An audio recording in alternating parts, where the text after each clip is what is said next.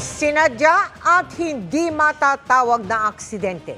Yan ang turing ng sundalong naputulan ng daliri sa panghaharas ng China sa pinakahuling resupply mission sa Ayungin Shoal. Nakatutok si June Veneracion.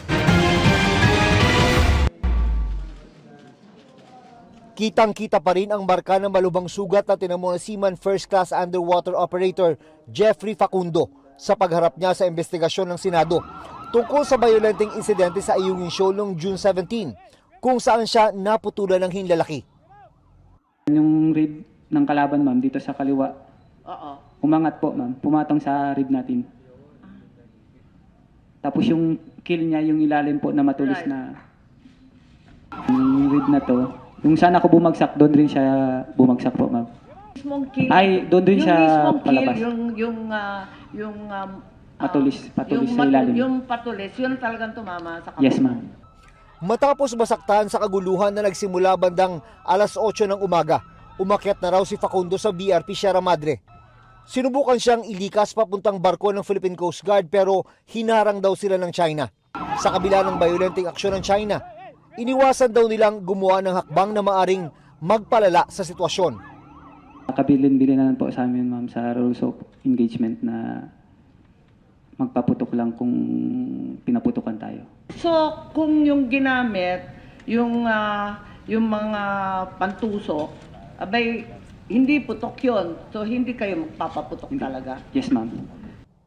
Alas 12 ng hating gabi o higit 15 oras mula na magsimula ang gulo sa Ayungin Shoal nang lumusot ang medical evacuation para kay Facundo. Tanong ni Senador Amy Marcos, maituturing bang aksidente ang nangyari? Hindi siya may tawag na aksidente, ma'am, eh. Intentional, ma'am, eh. Okay. Intentional yung pagbangga, pagbutas. Naghain na ng diplomatic protest ang Department of Foreign Affairs ng Pilipinas laban sa China. So, may asama na tayo sa envoy ng China or ambassador? After yung incident, may nasama na ba tayo? Nag-usap na kami nung we already protested the incident. Diplomatic protest, sir. Kailan po nag-file, sir? Last week, Last week din. I see. Sinisikap pa rin ng DFA na makausap ng maayos ang China. We still believe in it's the primacy of dialogue, and we have been working hard to bring back China to the table to talk with us. Sa kabila ng isa na marahil sa pinakaseryosong insidente sa Ayungin Shoal, nagmatigas ang Defense Department ng Pilipinas na hindi pa ito handang makipag-usap sa kanilang Chinese counterpart.